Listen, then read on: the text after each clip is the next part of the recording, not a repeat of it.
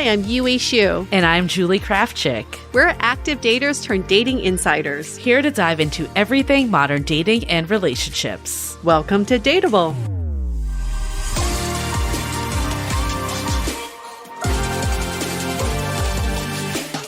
Hello, friends. Welcome back to another episode of Dateable.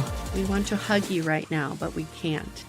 We could. We can give you a over the audio hug. I don't know how that works. Do you feel it? I feel it. Energy. You know, I feel like the whole shift, because you and I are clearly in different locations. We do this over video, over Riverside, virtual recording, but it does feel like I'm with you. And when we actually meet other experts, it's like, oh, we're meeting. It's like, we're not really. I think COVID really just like reshaped what meeting and virtualness meant. Yeah, we're still on the same planet. So I still feel your energetic being through the airways. I don't know. There's something there. But energy, though, is one of those, I guess, topics that recently got surfaced in dating. Like, it used to be about like how you dress and how you act and how you talk. Now it's all about energy and vibe. Like when we think about attraction, which is kind of the topic, which is the topic, not kind of the topic for today. Energy is part of the attraction, but I feel like it's so new to the equation that people don't think about it still. I would say it's probably 80%. Like, of course, there's like a baseline of certain qualities that you're looking for.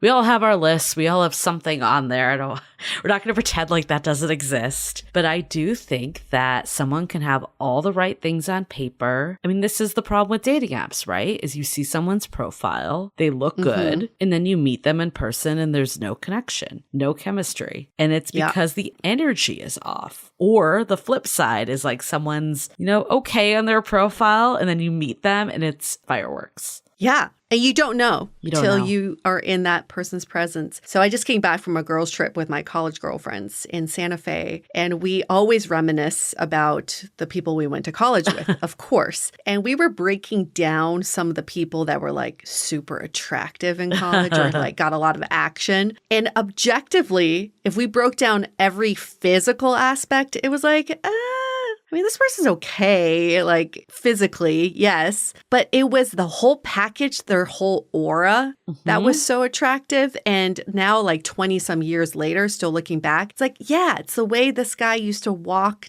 on campus with this swagger, this confidence. 100%. I would have never swiped on him if dating apps existed back then, but just something about the way he presented himself. Same with this girl that like got so much attention in college. She just had this aura about her that was like, you want to get to know me. You want to be my friend and you want to date me. You can't even explain that. You can't like put that into words what it really is. I'm so excited to get into this conversation because we also, polled our community too of what's attractive. And I was like not surprised, but also kind of surprised because none of the stuff on the list that came back were physical traits. Some of the ones that came back, kindness, confidence, like someone that's like a forever learner, like growth oriented, someone that doesn't play games, sense of humor, active listening, kindness again, knowing yourself and having a life of your own, like giving off that energy. Yeah. Ambition, self-assuredness, kindness, emotional intelligence. There were more, but that's like the gist of the list. But never in this list once, tall, certain size, none of the stuff that you think of, quote unquote, with attraction. That's why we're in a love crisis, because that is so against everything dating apps lets you filter for. So we just keep thinking like, oh, okay, this is like we filter for the things that don't matter. And then we meet someone, we get disappointed because the things that do matter are not represented in their dating profile. That's the conundrum we're in. I know. And I think it's really interesting because I don't know, Yue, I feel like when I see these on TikTok and Instagram, I kind of get a little cringe feeling. I don't know if you feel the same way as I do, but like the fit checks that people do before dates where they're like showing you their outfit. I'm just like, oh my God. Doesn't matter, especially for hetero women, like dating men, like they don't care.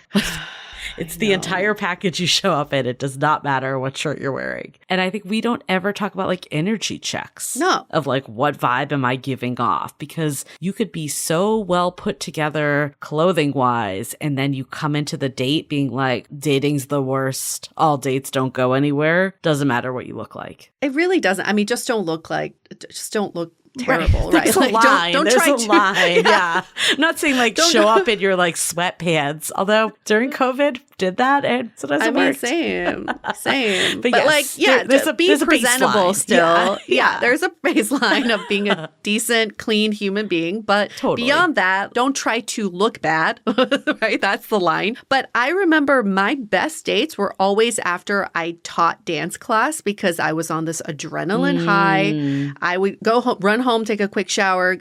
I'd get clean. And then I put on comfy clothes still because I felt so confident walking out of my dance classes. It's like nothing could ever bring me down. And I would just bring that fucking energy on a date and everybody gets uplifted. Right. And again, not saying like purposely show up bad. I remember we had a friend, actually how Yue and I met. She was a matchmaker. Yeah. Were you with me when, I don't know if I was with you actually, but she was on a fake date, like a pseudo date. No. To like give a guy feedback, and a group of us were at the same restaurant, and he comes in and he's wearing like gym shorts, and it just like was noticeable that he just didn't give any shits, and that's not good. Not saying to do that, but I do think we spend a disproportionate amount of time on things that don't matter. Like beyond a certain point, right? Like doing a TikTok about your outfit and like really, planning that out to a T. Like there's a point of diminishing returns. Yeah. There's no point. And like also nobody cares your fit check. I'm sorry. Those really bother me. I'm like, why? But the energy check is so important. Like you should not be leaving the house if you're in a bad state. Like if you're already going into the date being like, this isn't going to work out, you might as well not even go on that date. Yes. I'd much rather someone cancel a date than show up with a bad vibe. Yeah. That's terrible. 100%. I don't want that. I want to read a couple more that came in from Facebook, Instagram. I pulled a couple quotes because I thought these were so nice. So a few ones that came in. A warm, genuine smile that just melts me. This is again, what's attractive. Something about the eyes when they just look at you. Yes. It makes me feel more attracted, but also more attractive, which in turn makes me feel like I'm enough for this person. That's good. And then the last one, there were many, but this one I'll read is, I'm an introvert with lots of complex layers. So when someone just sees me and they appreciate and understand what they see. Wow. That's really deep. But they're all feelings, right? That you're getting. Like even seeing someone smile, it's a feeling of warmth that you want to be with this person. You can tell when you're with someone who has a fast food vibe and you're just taking a number versus like fine dining restaurant and they've created a meal just for you with love. Like you can tell the difference between the two. Whoever said looking into someone's eyes, that's so on point. You can tell when someone's looking at you but not really looking at you. Have you ever had that feeling? Oh, 100%. Oh my like God. someone that's just kind of clocking it in. Yes. And they're like looking beyond you. That is my biggest pet peeve. I actually got angry at one of my friends once, and it turned out there was sun in her eyes. So that's why she wasn't looking at me. So the sun was coming right in. But there's harsh, Julie. Feeling. I know. But there was this like feeling that you're just like, why am I even here if this person can't give me their attention? Yeah. I agree. The same with when people are on phones all the time. It's like, I don't feel like you're present. You're physically here, but, I feel like you don't want to be around me. So why bother? I feel like at least people have the common sense on dates. Maybe this has changed, but we haven't heard it, to not have their phones out all the time. Ooh, I don't know. I hope. I don't know. I've heard 50-50. Really? Yes. Damn. Yeah, I've heard 50-50. I've heard that people intentionally put away or put their phones face down, but they refer to their phones a lot. They're like, oh, let me show you this. Or, oh, I should show you this. What I ate the other day was so fun. And then as soon as someone grabs their phone, their attention is already away from the person they're with, right? I'm the same way. As soon as I want to show someone something on my phone, like, I'm already like, David. Alerts. Yeah. You're like already in this other world. So maybe it's like stop referring to your phones and say, I'll show you later, or I'll show you like after dessert or something. That's a good point. I was thinking more like blatant disrespect of like texting in front, but you're right. We're so ingrained with phones that it's part of conversation, but it does take you away. It does. Changes the energy. Yeah. So how do we exude more of that attractive energy? Our expert today, he's a dating expert, Matt Boggs. He's a best-selling author, speaker, and expert dating coach who helps women understand the hearts and minds of men, create deep connection with their partner, and manifest the relationship they want. But he's also here to speak more generally and also deep dive into chemistry and attraction, not just from women trying to attract men, but this applies to all genders and all people. So I share this on the episode, but like he was one of those experts, like him and Matthew Hussey. They were like the how to crack the code on men. And when I was in my early stages of being a clueless dater, that was very attractive to me. So I found his work early on and, you know, obviously spoke to me and helped me in many ways. I think, though, there was this one story he told that we hear him tell, so I won't reveal, but it's basically like the vibe he was putting off and how people perceived him that he had no idea that he was doing. So one, he's obviously studied attraction and understands that from a dating expert perspective, but he's also been through it himself when he thought he was giving off a certain vibe and then realized he wasn't at all. Yep. So this episode is so perfect for, hey, have you ever gotten a text saying there wasn't chemistry or emotional connection? I've definitely gotten those before. Yep. So you're trying to demystify those, or anyone who wants to better understand attraction and how important there are other elements to the equation, not just physical looks. Yeah. And then we also go into some of the turn offs and turn ons that either kill attraction or spark it. Ooh, that's a good one. What you'll take away, really evaluate the vibe you may be giving off. Like we mentioned, Matt himself did not realize what he was. I think a lot of us don't know what vibe we're giving off on dates. And then how do you build more attraction with the people you are dating, all the way from the early stages to, you know, years down the line when you're in a committed, fully formed partnership, married, all the works. Yep. And also just understanding, having more self-awareness, right? I think that like attraction is all about self-awareness. And whoever wrote on our Instagram, like, I feel attracted to this person when they make me feel attractive, we forget that there's another person there. And if you make them feel good, then they see you more positively. Well, I think that's such a good point. And that was another question we actually asked on Instagram too, is like, is there something they did on a date that was attractive? Because it's not just the qualities, right? It's like we got a few responses that I'll read is asked for permission, asking a question, paying a bill, initiating a kiss.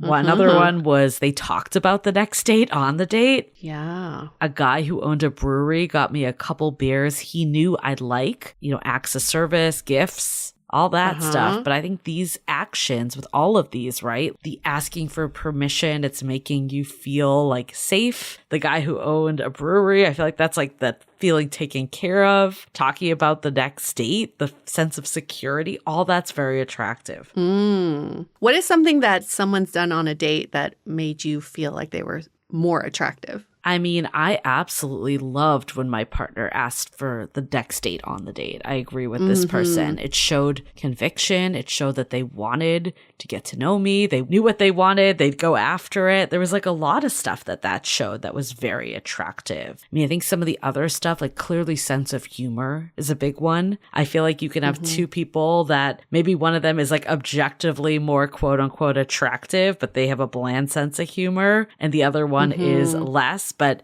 killer sense of humor, or at least something I jive with. I would choose that person any day.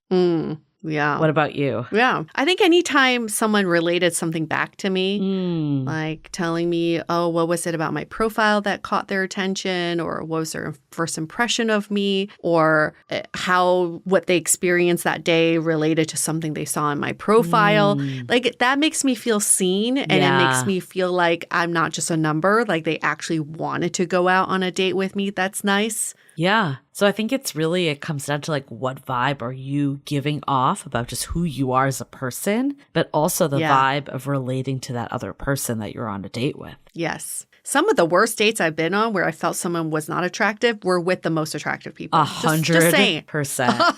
Just saying. Because they felt like they didn't need to try at all. I agree. Like when you're a 9 or a 10, I feel like you can only go down, right? Yes. Attraction. But if you're like hovering at a 5 or 5 to a 7, you can only go up from there if you have the good vibes going for you. Obviously, the rating system, quote unquote, it's all subjective in general. Like someone's 5 for yourself. could be someone's 10, so put that out for there. Yourself. Yes. But also, I do agree that the energy completely changes how attractive someone is. Yeah. Yay. So much to unpack. It's going to be a fun episode. This is a great episode. You know, I love this topic. I think we know our listeners love this topic. And yeah, just hopefully can put you all in a good headspace.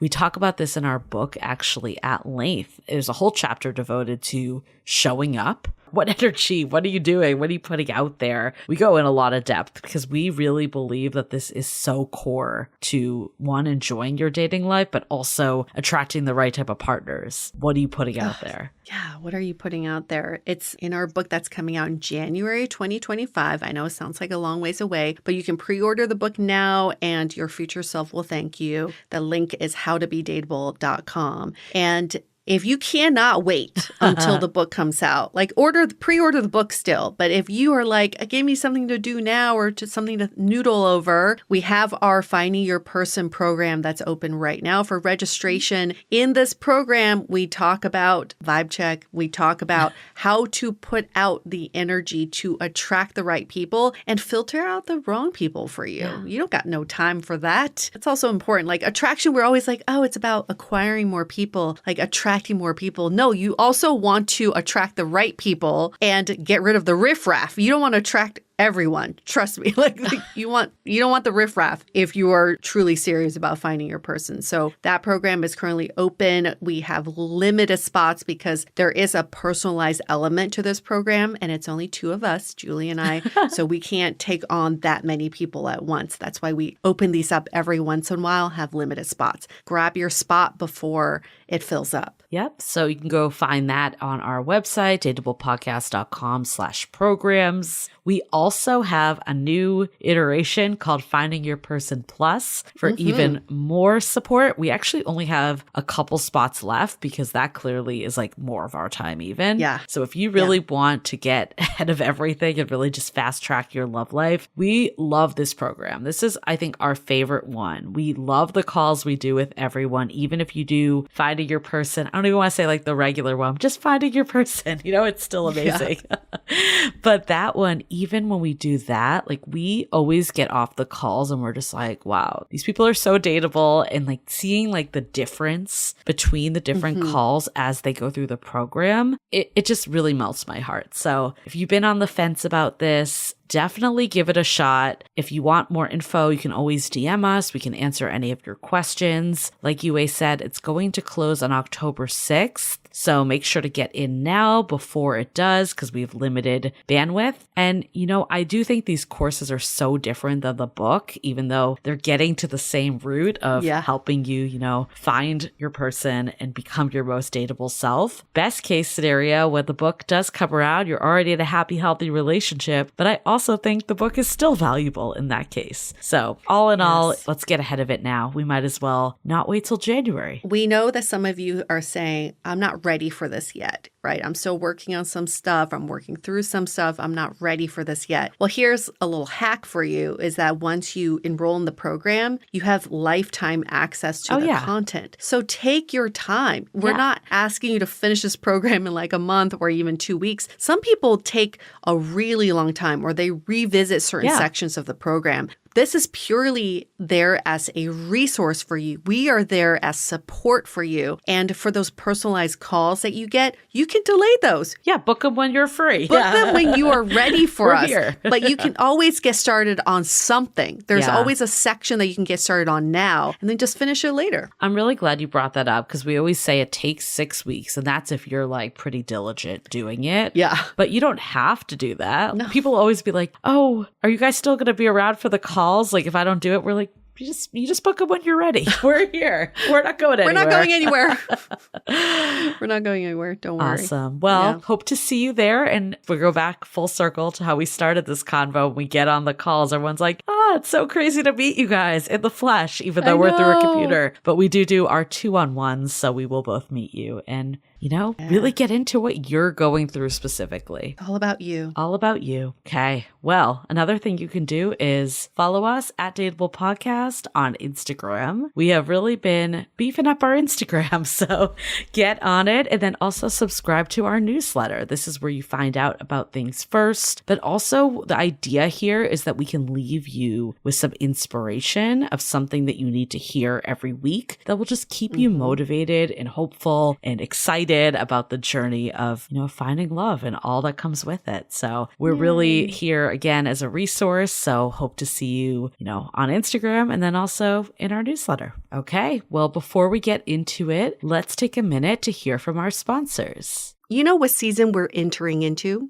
Cashmere season. Oh, yes. With the cooler months ahead full of pumpkin spice lattes, wouldn't it be nice to be in a cozy cashmere sweater from Quince while sipping on said pumpkin spice latte? Quince is known for their Mongolian cashmere sweaters from just $50, but also have beautiful leather jackets, cotton cardigans, soft denim, and so much more. I personally have the softest pair of biker shorts from Quince that are just as nice and comfortable as the really expensive brands, but like half the price. See, by partnering directly with top factories and cutting out the cost of the middleman, the savings are passed on to us. So lucky us. Get cozy in Quince's high-quality wardrobe essentials. Go to quince.com/dateable for free shipping on your order and 365-day returns. That's QUINCE.com/dateable to get free shipping and 365-day returns. Quince.com/DATEABLE. This is a weird thing about me. When I went to summer camp, we were told to take really quick showers to preserve water. It's something I've carried into adult life, and now I'm like, maybe there is a merit to taking longer showers to unwind and relax, especially now that I've been using Osea's new Undaria Algae Body Wash, which has transformed my shower experience into a tropical paradise. Yue and I always talk about this stuff, like we cannot get enough. It's the citrusy scent that just smells so freaking good. Just thinking about it makes me want to take a shower. What I love about it though is how it leaves my skin feeling soft, smooth, and revitalized. I find it to be a much gentler cleansing experience than traditional body washes. And that's because it's pH balanced with a hydrating formula. So upgrade your shower with clean vegan face and body care from Osea. Get 10% off your first order site-wide with code DATEABLEPODCAST at OseaMalibu.com. You'll get free samples with every order and free shipping on orders over $60. Head to OSEAMalibu.com and use the code DATEABLEPODCAST for 10% off. Okay, let's hear it from Matt Boggs, all about building attraction.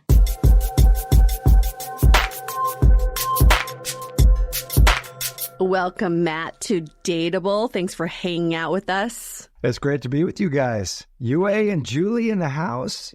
And you get our names right. I mean, you're probably the best guest ever. I mean, I'm so excited to have you because as soon as we saw your name come through, it brought me back to like when I was in the thick of serial dating. And I remember watching your videos back then. So this is a little surreal. That's so cool. Well, I hope you got some good stuff. Julie was so excited when your name was brought to us, and she was like trying to tell me exactly what she learned from you. But we were like, oh, this topic of attraction is very interesting. It's a topic that we never get old of, because everyone talks about it. And also attraction kind of evolves over time too. So it's nice to have like a little update of what are people attracted to, what makes someone stay attracted to their partner, and then what are some trends in attraction. So that's the main topic. We're so excited to get into this. Like, I think one of the things, that stands out with your story is that conference you went to and like how you feel like it was the turning point. I remember this all these years later. So please just tell us the story.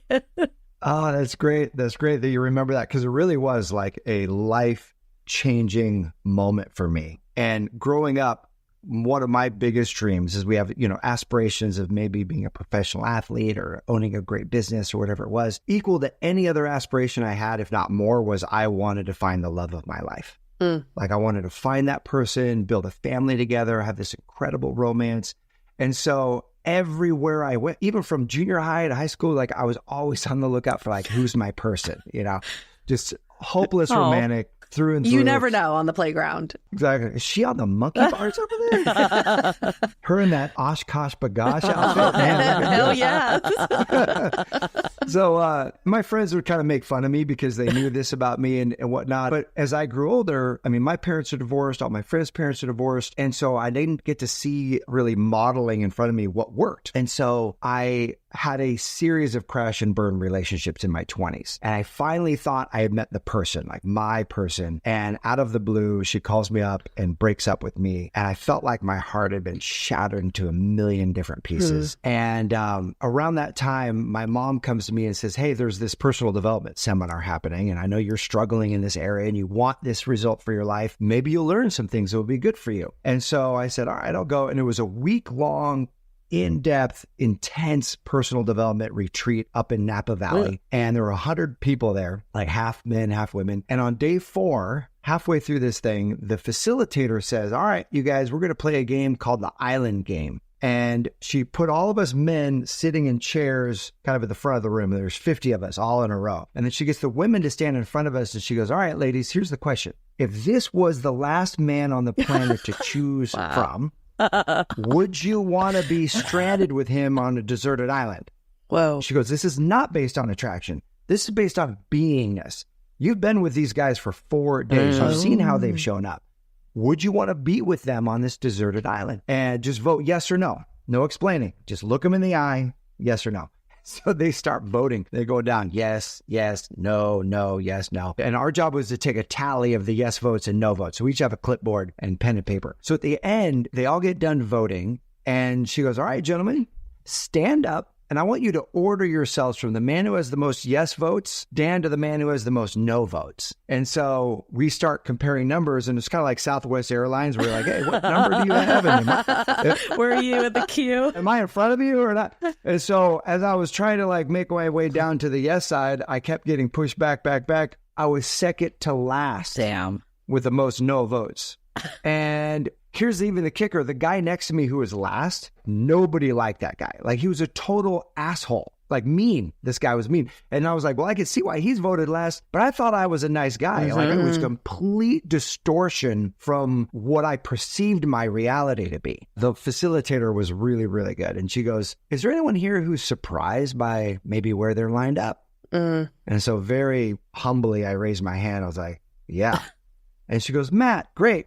Ladies, anybody here willing to tell Matt why they voted no on him? And all these hands shot up in the air. And they all wanted to tell me why they voted no. Savage. Wow. It was savage. And here's the cool thing. Ken Blanchard's got a great phrase where he says, feedback is the breakfast of champions. And so if there's something that's not working in our life, right? Our relationships aren't working, our love life, business, health, whatever it is, the first place to go is a place of accountability to say, okay, I am a part of this result. How am I showing up? I had a story going on. These were all just kind of one-off nuances in all these relationships. Like, this one didn't work out because of that. And I could point to something. That one didn't work out because of that. I pointed to something. And I had all these excuses. But the one thing that was consistent in all of these relationships was me. Like, I was this common denominator. And so these women stood up, and I'm so grateful for their courage in this moment, because it's easy to kind of hide in the shadows, like vote and then just hide. But like they stood up and they were like, here's what I see in you, from a position of like, I want to give this gift to you. Okay. And ultimately what they helped me see was that they didn't feel like they could fully connect. They didn't feel like they were getting the authentic Matt. They were getting some like trying to look good version of me. Like a performative version. A performative version. And so when they said that, as much as I didn't want to hear that, there was a resonance of truth. I believe that when we hear truth, we can feel it. Yeah. I just felt the truth. And as I reflected on that, and like that night, I just laid in my bed and I just wept, because I knew really what was going on. And it was, I had such a fear of rejection. I had such a fear of non-acceptance. I had such a fear of disconnection, because what I wanted most was connection, that I thought I had to be perfect Yes. to get connection. I thought I had to be what other people wanted to get connection. So I kind of built this looking good program where I wouldn't talk about any of my flaws, or I wouldn't show up really as just my authentic self. And I had to begin to pull back the layers on, well, how do I solve that? And here's what I didn't realize. Taking this back to attraction, what I'm most fascinated are the situations where, like, there's all surface level attraction stuff. I mean, we've all read the blogs and read the research and like shiny hair and hip to waist ratio and the whole, and all of this stuff. And you're like, okay, all of that works to some degree. But to me, the energetics of attraction is the exciting conversation. 100%. And so one of these dynamics, and it was part of what I was having, it was I would be attracted to people who weren't attracted to me. Like the more not interested they were, the more my interest went up. And I see that as a pattern in my coaching clients. And through that same circumstance, then the ones who were interested in me, I didn't like. Yeah. And as I began to reflect on this pattern, I noticed a couple fascinating things, that I would be interested in somebody when they didn't like me, but the moment they started to show real interest in me, my attraction would plummet.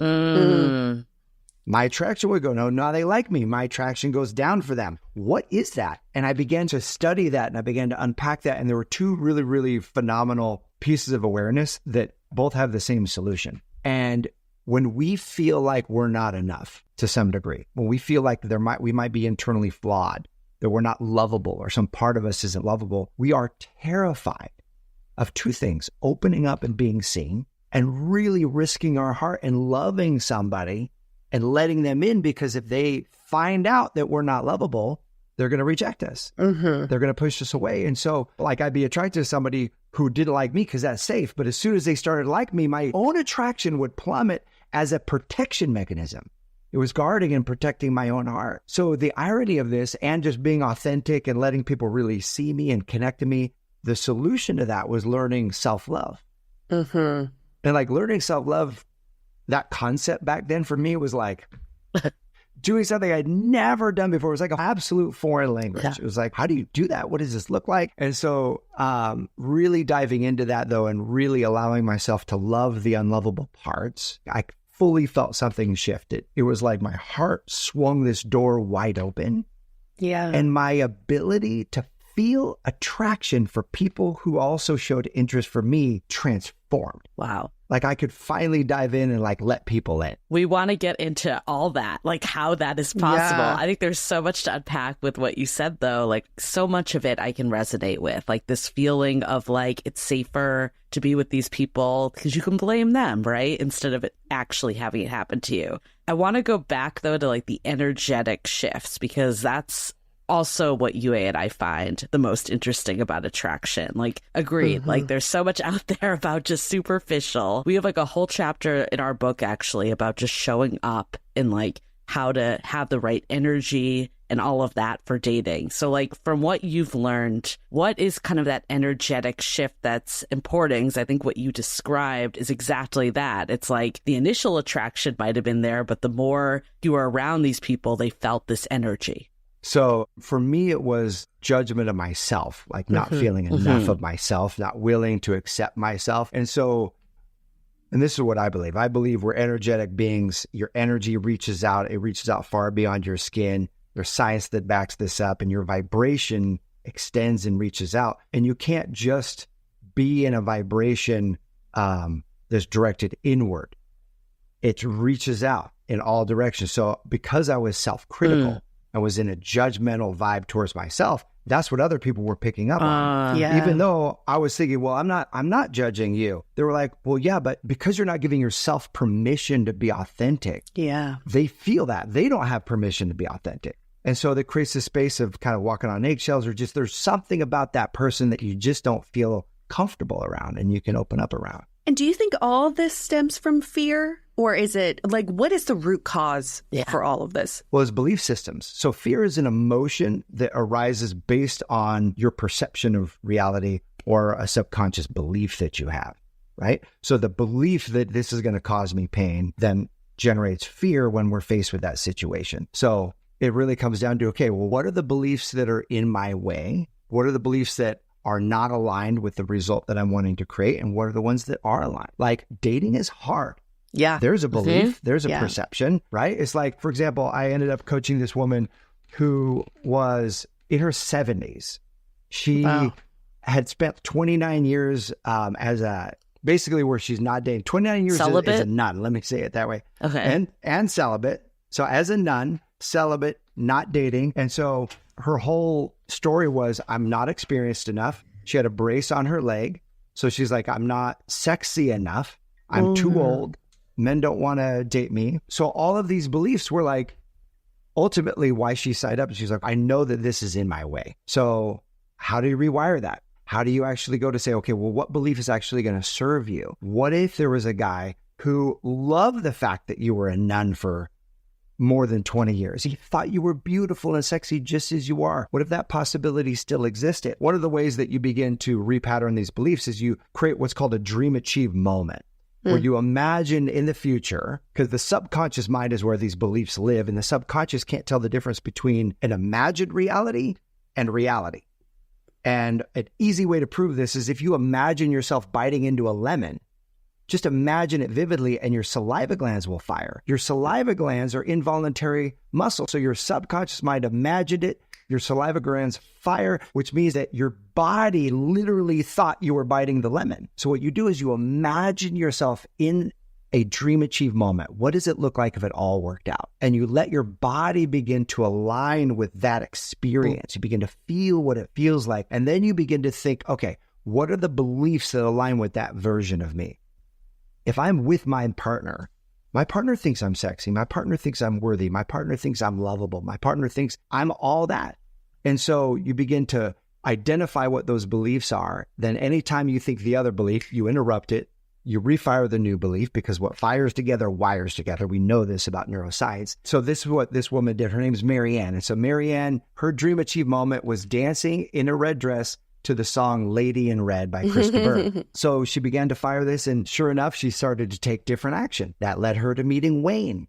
Wayne, on their very first date, picked her up in a Corvette and took her out, and they had a totally great time and hit it off. And then after several months, Wayne asked her to be his girlfriend. You know, Wayne's in his late 70s, she's early 70s. They start dating. And then a couple months later, she sends me a picture of her in a red dress, and they're literally dancing to the song Lady in Red in her red dress, living the vision that she had said. And today they're married. Wow. And now they're on the Golden Bachelor. It's great. It's become full circle. Oh, yeah. There are a couple learnings from that story. One, it's never too late to date. Yep. Right? That's a major takeaway. But the second learning is, for many of us who think about attraction, that achievement moment for us is like, oh, if I look a certain way, or if I have a certain job, everything's external. If I had this amount of money, or I lived in this kind of house. But what you're saying is the external doesn't get you there because you don't fully embody it. But when you think about yourself in this energetic state, then you fully embody that energy, and then you start aligning yourself and your actions with that energy. And that's a much more profound shift than like an external achievement. Exactly. It's like, take a magnet, right? One side's positive, the other's negative. If you're trying to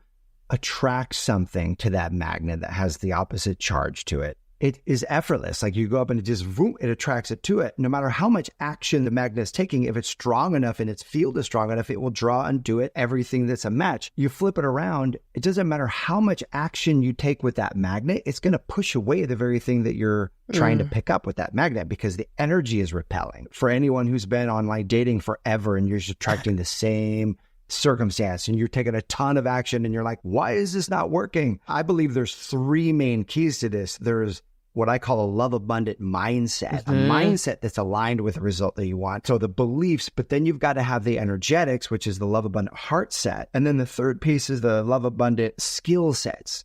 So you do need to take action. You do have to have the skill sets to navigate both the dating and relationship process, but it begins first with the mindset and the heart set. If that's not right, doesn't matter how many skill sets you have, it's just not going to work. I really like that, because we talk a lot about mindset, but there's something about the embodiment of the heart, like coming from that side, that's really powerful, that I think is new to people, which is great. What other energy killers do you see on dates? Because I'm just thinking about, like, we hear of like the people that just want love so badly, right? That like it's almost like I don't like the word desperation, but there is a little bit of that vibe that's like coming off. What other vibes do you feel like are really getting in people's way? Oh, well, a really common one is where, like, let's imagine you're going on a date when this is a quality person. And it might be the first time in a while. You're like, okay, this person's attractive. They've got the success that I'm looking for. They're maybe spiritual. They've got all the things that I like. And so in that moment, many of my clients will share, they say, so how do I not try to get him to like me,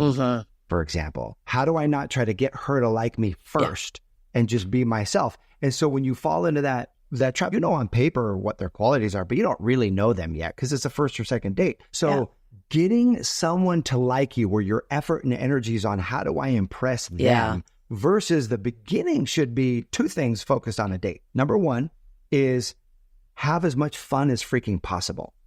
People forget that most of these in today's world. 99% of all the dates you go on with people are going to end up being not the person, right? Yeah. A lot of people go on more than 100 dates. So 99% of them are not going to be your person. So why not have as much fun while you're in the process? And then number two is your job is to actually discover who they are, not get them to like you before you even know who they are and whether or not they align with you. So the second big turnoff is we tend to put way too much pressure. Like one of the things that creates this desperation breath and this like that energy is we put so much pressure on these dates and so much pressure on figuring out if it's the one right away. Right. Because we don't want to waste time. Like I don't want to go on a second date if I don't know it's the one. Like I had that so bad. I was in a phase, and this was not an effective phase for me, where I would not even approach a woman if I thought she couldn't be possibly the one. Wow. Yeah, Just even like, approach. Even approach. Like how much pressure is that? It's a lot. How am I going to know? Way too much pressure.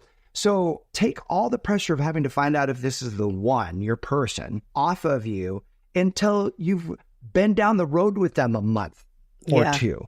Your only job in the beginning is to answer this question. Do I want to go out with them one more time? That's it. Just one more time.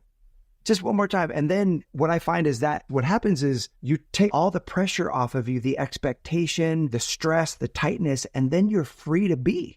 Yeah. You're free to have fun. You're free to like make it. I was actually doing a podcast recently where the person was like, all the ways you can screw it up early in the relationship. And yes, you can, but I find a way better mentality is it's hard to screw up the right thing. Yes. We always say that. Now you can. Can you screw up a good thing? Yes. Yeah. Yeah, if we're psychotic or we lose it or we cheat or we do whatever. But people agonize over the right words to send in a text. Yeah. People agonize Like, over who how to cares? respond. People agonize, should I tell him I like him? Should I not? What if I ask him out? And it's like, look, he's the right guy. 80% of it could be off. He's the right guy. He's going to give you leeway because he likes you. You know what I mean? You have to really fuck it up. Like it can't be just like what you say. Yeah, exactly. Nobody's thinking about you under that microscope. No. They're like, oh my gosh, she used the wrong word in that text. Nobody's thinking about that way, but there is something about compatibility in that early phase of dating that sometimes we think is like, it's about the chemistry. It's about how we come off and if they like us back. But a lot of it's just, are we authentic in who we are? How authentic is our energy? So what is your take on the slow burn, building chemistry and building attraction over time? Maybe first couple dates, like it's good. I'll go on another date, but building that slowly. Meaning, do I believe in friendships that can catch fire? Well, maybe it's not even friendships. Maybe it's just, you met someone on a dating app, you go on a few dates, things are good-ish. Yeah. Can that attraction build over time? What we know is that attraction 100% can build over time. As you get more aligned and build a stronger mental, emotional, and spiritual connection, your attraction amplifies. Even if your attraction was good in the beginning, it builds over time. It's not like only if it's bad. As you really begin to love this person, and we're not talking about like fall in love with like just the feelings of it. As you begin to love them, you begin to show up for them, you begin to pour into them, you begin to establish trust in the relationship. The Gottman Institute wrote a great book called What Makes Love Last. The whole book is about one idea, and it's trust. What builds trust, what erodes trust. And when you have trust, that's the precursor to love, which then gives rise to the experience of like, oh, wow, I've got an amplified chemistry with this person. I have seen it time and time again where people go on dates, like you're saying, you're saying it's good, but it's like, And then I don't know, should I go on another date? And they do, and they go on a handful of dates, and then it's like someone flips a light switch on. And it's this connection that really catches fire. And I will say, I've coached clients that gave it their best shot and it didn't. Yeah. It's not like it's guaranteed to, but here's my rule of thumb, and I'd love to hear your guidelines on this, is give it 4 or 5 dates. Give it to the point where there's enough emotional, mental connection and you have some physical connection that if you want to kiss, kiss. You will know at the time that you kiss them after 4 or 5 dates if there's enough chemistry there to move it forward, or if it's like you're kissing a sibling. Like it's like, no, this isn't going to work. I don't even have siblings, but I'm like grossed out by that. I mean, I definitely agree with you. I think if it's like you go on a date and you're just like, absolutely not, or you see someone on a dating app, absolutely not, then I don't think you need to waste either of your time. But I think if there's something there, like it doesn't need to be fireworks, but you're like, I'm attracted enough. And I know people like hear that as settling, but I think that those are the grounds that it can continue to evolve. I'm with you on, like, I don't know what the exact number of dates are, but I think what we always say is like, is it growing every time you see someone? Like, do you feel a little more towards them?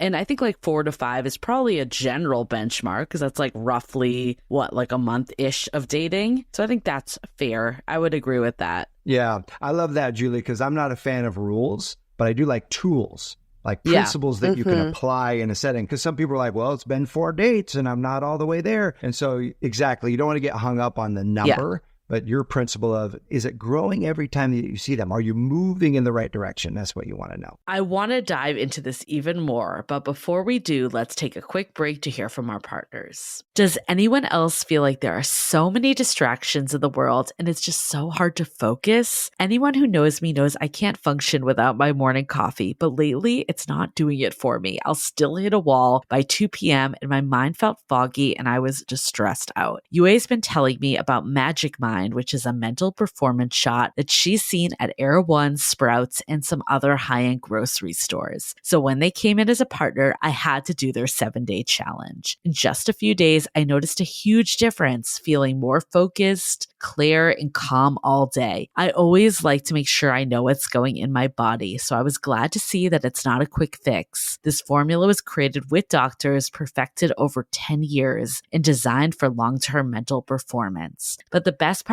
is if you don't like it, you can get a full refund for 100 days after your purchase. No questions asked. Right now, get up to 48% off your first subscription or 20% off one-time purchases with code DATEABLE at checkout. Go to magicmind.com/dateable and experience the magic for yourself. That's magicmind.com/dateable. As the crisp fall air rolls in and the leaves begin to change, don't rely only on pumpkin to spice up your life. Embrace the natural power of cannabis this fall with Via. Whether you're lounging by the fire or exploring new adventures, Via's premium federally legal cannabis products are your perfect companion. Farmed and crafted with care in the U.S. and trusted by over 500,000 customers, Via has a product for everyone. Via just launched their high THCA flower and brand new flavors for the THCA vape slime, so you have more options than ever to blaze your own trail. You've all heard me talking also about their gummies. My favorite is the High Love Gummy that will awaken your senses and increase blood flow. I absolutely love it for pretty much every occasion. So if you are over 21 years of age, head to viahemp.com and use the code DATEABLE to receive 15% off. That's VIIAHEMP.com and use the code DATEABLE at checkout. Please support our show and tell them we sent you. This fall, enhance your everyday with Via.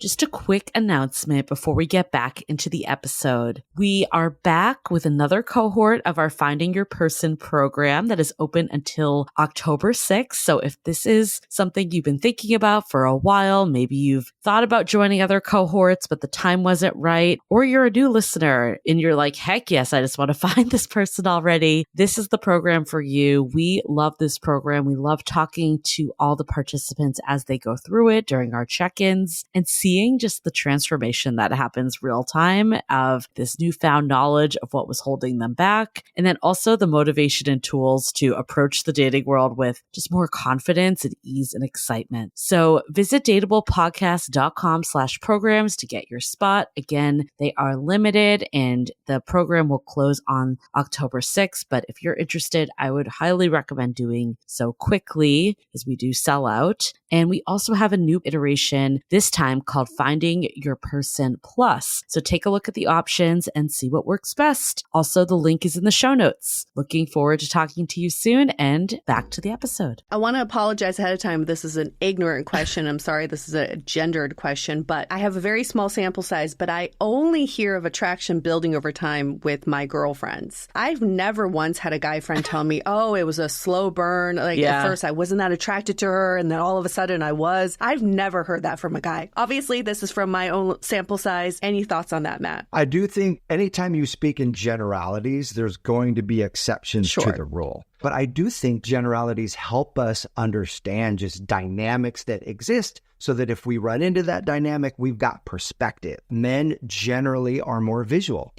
than women in terms of attraction. And so their physical attraction will skyrocket faster. It's like arousal. Men get aroused way faster than women do in bed. The same thing kind of relates to attraction, like their attraction ignites based on a sexuality attraction. And what I have also learned is that women, it's layered. It's not just physical attraction that is required, but the emotional connection, the mental connection, the spiritual connection, all of that can fuel the physical attraction and massively amplify it. But that said, I do know firsthand men, like they like the person, but it wasn't like they would pick her out of a lineup. It wasn't like when I was saying I was trying to spot my wife across the room. It wasn't like that. For them, it was like, oh, they got to know them. And this woman was so amazing and so cool and this and that. There's like, this is my person. Like there's plenty of physical attraction, but it's not the most physically beautiful woman I've ever seen. She's the most beautiful inside and out woman that I've ever seen. I think we see that a lot too. I think with both of them, there has to be a baseline. Like it can't be like, I found this person repulsive and now all of a sudden I'm obsessed with them. I think it's what you said, Matt. It's like they were attractive. It's not like they weren't attractive, but it grew over time, the bond. And it's probably like the actions too. And I'm curious, like we talked about some of the repellers of attraction and the vibe you're giving off. What is some of the vibes that actually are attraction enhancers? So again, this is gendered, so there's always exceptions to the rule on this. But what I have found is that women will do things so they can get together. Men get together so they can do things. And so what that means is... Wait, say that again? Let me see if I got this. Like, have you ever called up your girlfriends? You're like, hey, let's just get together for girls' night. We'll get some wine and some food and whatnot. You're getting together to talk. Like, you just want to share. You just want to talk. You want to hear what's going on for each other. Yeah, men are way less doing that. They want to get together so they can do things. I call my buddy. I'm like, hey, let's go golfing. Hey, let's go surfing. Hey, let's go axe throwing. Hey, let's go do this thing. Now, we do want to talk, hey, well, let's go grab some beers or whatever, but it's way more around the activity than it is where women would just give themselves permission to like, let's just get together and like that. Yes. Like my buddy never calls me up and says, can you just come to my house? I just want to talk. Drinks, like drinks for us is like an excuse to talk. We're like, the activity is just there. Yeah. So on dates, you can use that to your advantage. And so the common date is, well, let's just go get some coffee or go get dinner. And okay, that's fine, but it's normal. And the whole purpose is you're just talking.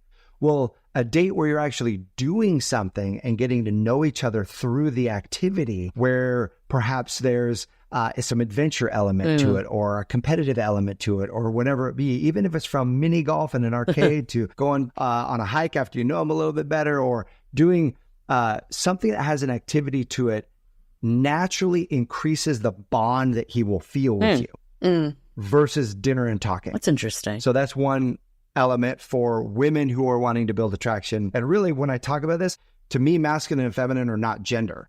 Like, I know feminine men, I know masculine women. And to me, they're energies that you gravitate towards certain ways of being. So when I speak about this, it's not really men. It's the masculine that loves activities and bonds through that, where the feminine bonds through communing and connection and communication. So if you're wanting to attract a masculine person, whether it's male or female, go do an activity together. If you're the masculine and wanting to build energy with the feminine, and like same-sex couples, typically what we see is one tends to lean towards their masculine, towards their feminine, and it's a scale, like it's a spectrum. It goes up and down. If a masculine, anyone's listening and saying, oh, I want to build connection with the feminine, it's through communication. Yeah, it's through connection. Definitely. It's through how can we go deep with this person? We hear that from our like hetero women listeners all the time, is like attraction. They could be attracted to the person, but if they can't go deep and have that emotional connection, it just fizzles out. 100%. I think one of the most infuriating things you can hear when you're single, but I think it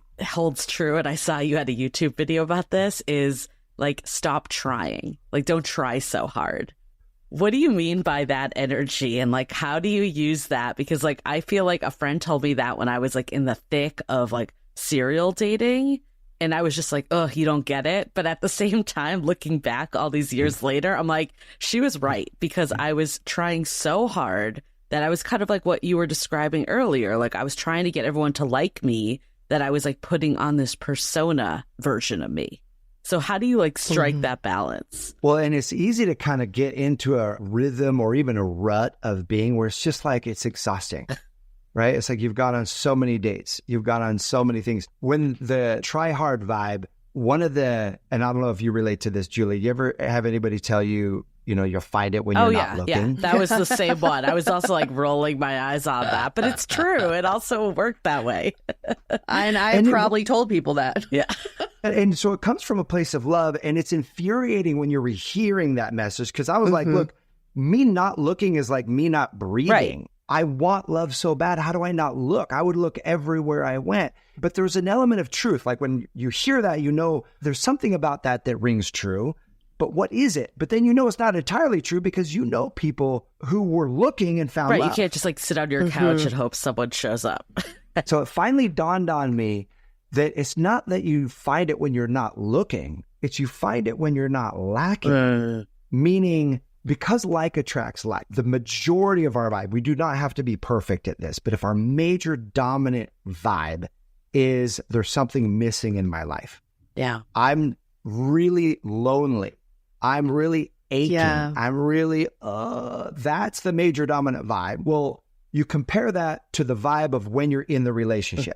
When you're in the relationship, your major dominant vibration is, supposing it's a good relationship, is gratitude. You feel filled up. You feel you're giving love. Instead of looking to get love, you're giving love. And so that gap is what prevents us from finding love when we're like constantly trying hard and we're looking. So it's like, okay, well, how do I shift from not lacking to having vibration? And literally a client was just talking about this. She was like, I really feel like I've been putting so much effort in. I feel like I'm burned out, but I don't want to give up. How do I balance these two situations? And I says, try on this possibility. And it is, let yourself off the hook from having to find the person when you're living your daily life. Because she was the same thing. Grocery store, she's looking. Gym, she's looking. Like, is he in the weight room? Is he on a machine? Like, where is she just constantly looking? It's exhausting. And I get it. It's exhausting. So it's like, okay, push pause on that. Give yourself complete freedom to, you're not going to meet your man right now in life. Like, just give yourself freedom. Take the pressure off, and instead focus on living a life that you love. So like, what do you love doing? And pour into yourself.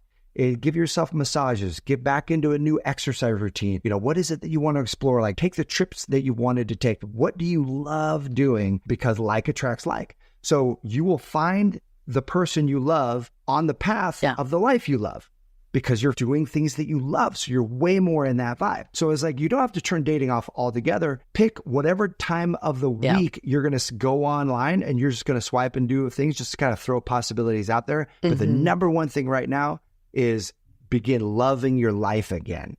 And I told her about a different client who did this.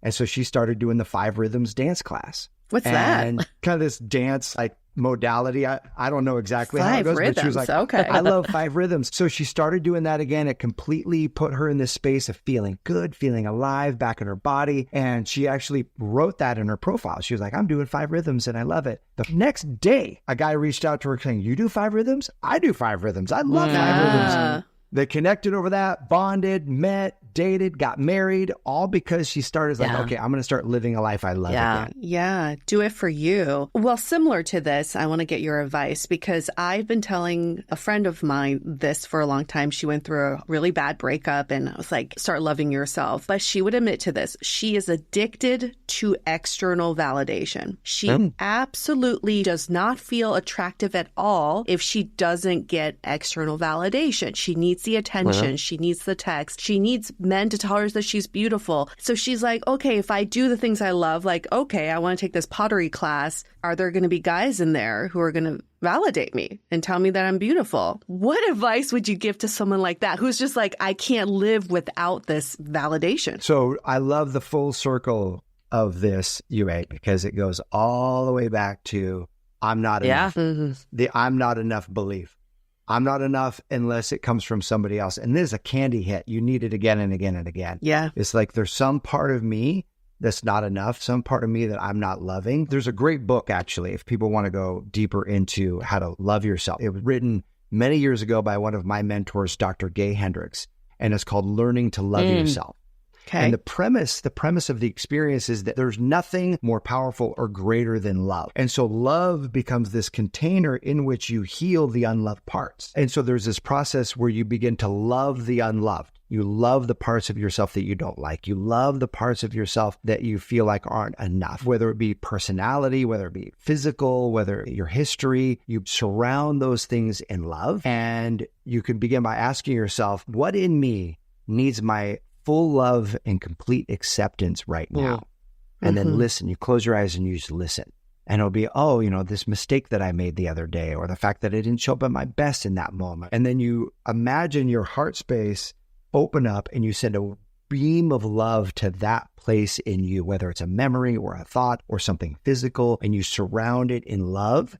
And you take a few deep breaths and you relax. And even if you don't feel anything right away, because people who are really stuck, they're not going to feel anything changing. Just the act of wiring and firing that neuronal set begins to shift our subconscious, begins to shift our energetic state, and it works miracles. This is the thing that absolutely changed my life. I was going to ask you started off with like the self-love. We kind of put it on pause to talk about all the stuff, but we got back here. So was this like what you did, or were there other tactics that you did too? There was another idea that was really, really profound for me. I learned this from Dr. Cherie Carter Scott, where she was talking about being a soft place to fall for yourself and others. So remember, I was talking about how critical I was, how judgmental I was of myself. And it was all stemming from, I have to be perfect to get love.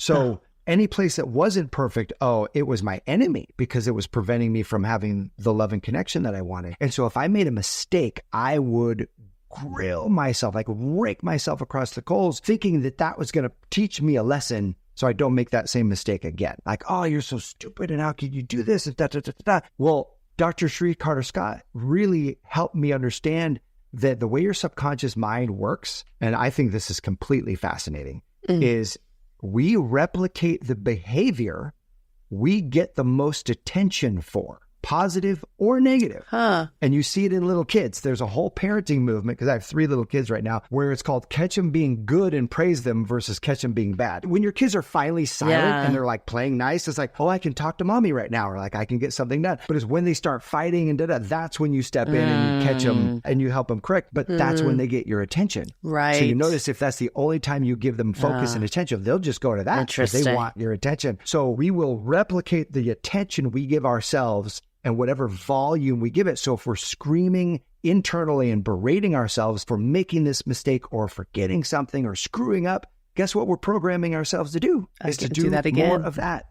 So we don't want to miss the learning, whatever lesson there is to learn. We glean the learning, but then be a soft place to fall. And be like, look, everybody makes mistakes. I love myself. It's okay. And I'm going to move on, and like turn the volume way down on the criticism during the mistakes and the way up on the compassion. And so it was those two things of what in me needs my self-love and compassion today, and also being a soft place to fall that completely shifted my own ability to generate that loving vibration. Love that.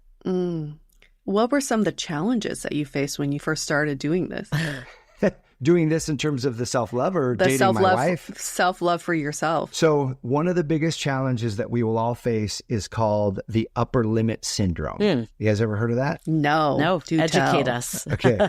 I want to take credit for this. It's another Gay Hendricks concept. He writes about it in a book called The Big Leap, and it's totally true and it's phenomenal. And here's what it is. We all have a thermostat, like an energetic thermostat setting to an amount of love, joy, happiness, and positive feeling, okay? Just like your house has a thermostat. If it gets too hot, the air conditioner kicks in and brings you back down. Likewise, if it gets too cold, the heat kicks in and brings you right back up. So it tries to keep you within a range that it's used to. We do the same thing with love. So the biggest challenge, Yue, in growing my sense of love, growing my intimacy that I allow myself to experience with somebody is hitting the upper limit. And what happens is when we hit an upper limit, our subconscious mechanism kicks in and tries to drag us back down. That's when we begin to notice what's wrong with the other person. That's when we begin to nitpick the little things about the relationship. All of a sudden, we feel like our self-esteem just deflates. We're like, God, I'm not feeling confident today. I'm not feeling good today. Like, what's going on? And so notice if the challenge that you're experiencing, if you notice you're extra irritable, or you start thinking about something, like I get this with my kids, like we're having an amazing day at the park. I'll give you an example with my wife and a relationship in just a second, but the kids, we're having this great day and I'm feeling joy and I'm like, this is so awesome. And then my mind will imagine one of them running out into the street and getting hit by a car and the ambulance comes and me like sobbing and it all happens like 3 seconds. And I'm like, why am I thinking about that? And I'll go, oh, I was just feeling really, really good. I hit an upper limit. It was bringing me back down into equilibrium. Okay. That's interesting. Yeah. My wife and I used to have Friday night fights, we'd call it. Because all week, we're fine. All week, we're good. And then Friday night, we will find something stupid to fight about. And what is that?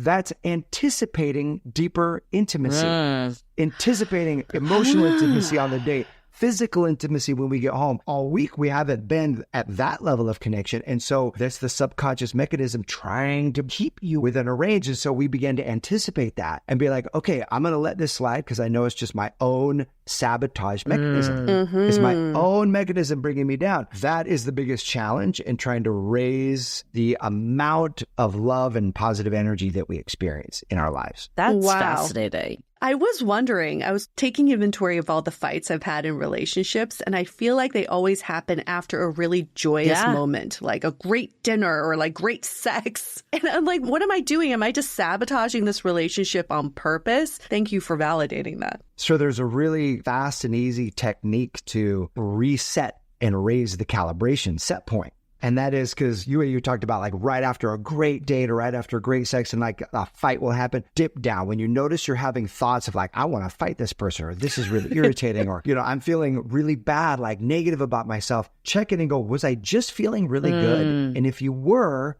now this is an upper limit. And so what you can do is you use your physiology to change your psychology. You spread your arms open nice and wide. You imagine yourself like a funnel to the infinite. And you spread your arms open nice and wide and you kind of move your shoulders back and forth like this. And you imagine the funnel growing bigger and bigger and bigger. And you can close your eyes and you can say, I am expanding in love and positive energy every day as I inspire others to do the same.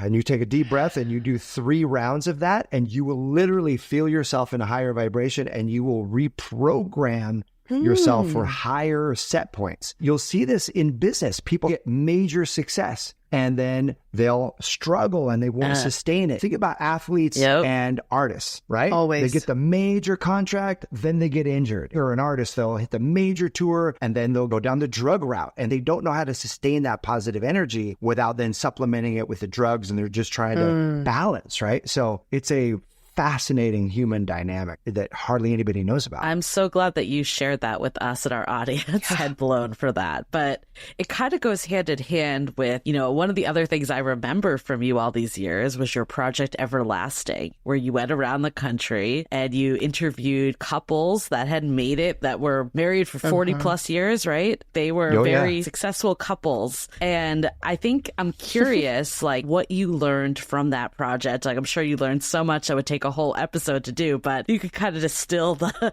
high level of like what it takes to like build connection, and that in turn goes to attraction. What you were saying was missing for you at the beginning in the early stages, and then what also sustains that through all the years later. I love, Julie, that you brought that up and that you know that story. And so for anyone who's listening, who just the premise of this is after that getting voted last on the island, it was during that time where I was spending time with my grandparents and trying to figure out, okay, what do I need to shift? And my grandfather's health was failing. They had been married 63 years and they were still madly in love with each other. And I thought to myself, that's what I want. Like, I want that kind of a relationship. And so it was this crazy idea to jump in an RV and interview with my best friend and a documentary film crew as two literally clueless bachelors when it came to relationships, interviewing America's greatest marriages for their secrets to what makes love last. And so there's a whole nother episode on how we actually got it, because we were broke. Like, we didn't have money to do all this. So we literally got it sponsored, and we traveled 12,000 miles and interviewed over 300 couples, and it changed my life. Okay, what are some big takeaway components from this? One is I saw my parents divorce, all my friends' parents divorce. I had a belief that once your relationship got, and back then I would call it stained. It got stained by an argument. It got stained by a mistake. Someone broke an agreement or screwed up somehow. You were never going to get it back. That created such pressure on the relationship. That was one of the things that was sabotaging. And what I learned from these couples was that no, every relationship that's great goes through really tough times. It goes through times where you don't even feel like you're in love anymore. Love isn't a feeling. The feeling of love comes and goes in great long-term relationships. Like, you always have this baseline, but how infatuated and in love with this person is ebbs and flows. And actually, that love is a verb. Love is what you do. Love is giving, and that the feeling of love follows the giving. And often I would wait to give until I felt in love. Like, I would wait in my longer term relationships that were like a year or 2 years. I got to this place where I was like, I'm not really feeling it today. And then start questioning, is this the right person? And so I'd pull back instead of lean in and give, because the feeling of love follows that giving spirit. Okay. So for me, that was like game changing. And on that same note of relationships being stained, no, they overcame everything you could imagine. We heard stories about people overcoming cheating, people overcoming losing children, which is the hardest thing a couple can go through. People overcoming like job changes, all kinds of challenges. And they were more in love now than they were when they got married, according to them. And you could see it. You could see the love. And to me, that blew my mind. I was like, holy moly, the possibility to go through life together and have love continually build through the challenges, that was a whole paradigm shift for me. And it took the pressure off of relationships having to be perfect and never screwing up, and being like, oh, we could actually become stronger because of this was massive. I love that. I think even in the early stages, I could see how that falls through too, like reducing that pressure that you were talking about earlier of when you're not showing up as your authentic self because there's so much pressure. So you're saying the secret to everlasting love is not that initial text you send? It's not that word choice that you used in the beginning? What? As long as you were 100% perfect in that text, perfect. Yes. It's all going to work out. Use Grammarly and you're good. And you're good. I mean, you've given us so many words of wisdom, but if you could leave our listeners maybe with like one last tip about like building attraction or connection, I think they do go hand in hand. What would that be? Maybe ones that are in the thick of dating right now. It would be this, and this is my belief. The feeling and longing you have for love is the counterpoint of his love for you also, or her love for you also. Those two things coexist together. Because I think a big part of the discouragement is this feeling of like, what if it never happens for me? Like, it can happen for other people, but it might not be meant for me. Like, we go through years of being single. And so it's to remember that feeling that you have, the longing you have for love, is love's evidence in your life. And so you can relax into that. You can know the truth of that. You can proceed with ease. And your number one job is to show up as you are. because it is hard to screw up the right thing, and he's going to connect with you. And the more you do that, you circumvent so many of the things that tend to sabotage us. So that would be my main message. Love that. I mean, there's so many takeaways from this conversation. I mean, we've talked about this before, but this conversation really solidifies like so much of attraction is what you're putting out there. And I think like we've seen this before. I've definitely been guilty of like, well, if I lose 5 pounds, like then I can start dating. Like that stuff, it's not going to make or break at the end of the day. Like I feel like at times where I had that extra 5 pounds, that's when I met someone. Like that's not going to be what does it. It's how you're showing up, what you're putting out there, how secure you're feeling with the rest of your life. And like, I think I didn't really connect it before this conversation. I actually like did this course last night, and this came out too, of like behind every fear is this feeling of not feeling enough. And I think that's something that like we have heard a lot of like why we seek validation in dating. But I think like there was a lot of ways that you connected the dots of like how that comes down to like attraction outside of just like feeling like maybe I'm lacking, I need to feel perfect. Like I think that piece of just what I'm putting out there and what internally is happening, how it's actually showing up as criticism or judgment for others was really like connected the dots for me personally. So thank you for that. I think you dropped a lot of like actual tangible tips today too about loving yourself. I think that's like such a buzzword of you just got to love yourself and then it all falls into place. But I think what I heard from all that is like self-compassion too, and just like understanding that you're human just like all the people that you're dating out there. Well, Julie and Yue, I want to just affirm what you guys are doing in this podcast and with these conversations because it's so important. And you two have just a beautiful way of creating a safe place for people to discuss and talk and share. And both of you, you're so authentic. And I can truly see, because I had a beautiful and fun time researching your podcast and what you're doing and watching these videos. So I just want to honor the great work and great value you're bringing to the world through this podcast. Thank you. Thank you. Thank you. It is such an honor to be in company of someone who really shares these same values and belief systems. And we keep learning, and you've really taught us so much in this one episode. I think the one visual I have is the magnet visual you gave us in the beginning. It's like you can paint the front of that magnet whatever you want. Make it as most attractive of a magnet as you want. It will still repel the other magnets who have the positive side coming towards you because you haven't worked on the internal, like the backside of the magnet. And when we think about attraction, we often think about attracting others to us using this external paint that we put on. When in that magnet visual you gave us, someone can only get us as close as they possibly can, and they'll still be repelled because they can't come that close if you're not opening yourself up. So I think doing that internal work, that's where the attraction starts. We've had it backwards for so many years. We think attraction starts from the outside, but it starts from the inside. And that energy is what attracts and brings people in. You know, I often think about my time in Greece last year when I had my solo trip after this terrible breakup was the most attractive I ever felt in my life, not because of how I looked or what I did. It's just I loved myself so fucking much. Like every day I woke up, I was like, fuck, I love myself. Oh my God, I'm so lovable. And I remember just attracting all kinds of energy around me that I wasn't seeking. I just felt so good. And I truly felt like it was found myself again, you know, that true love. So I hope that our listeners can take away from this is start falling in love with yourself again and be your number one lover in your life. Yeah. And you will see all the attraction come into your life. Thank you for that expansion exercise as well. If people want to learn more about your work, where can they find that? The best place is bravethinkinginstitute.com. So they can go to bti.com. And what's beautiful is we've got a whole division on love and relationships, as well as health and business and just general personal development. It's a lot of great free resources there. Wonderful. We'll link that in our show notes, and we'll also link your YouTube because you have a lot of good content on there too.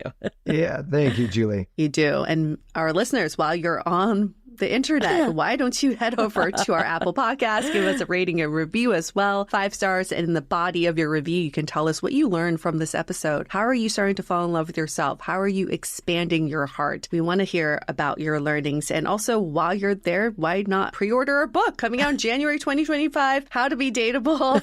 We touch upon a lot of these learnings we've had throughout our 8+ years of doing this podcast and how we've seen daters succeed in dating, not through external validation, but through that internal work. Okay, on that note, we're going to wrap up this episode. Stay dateable!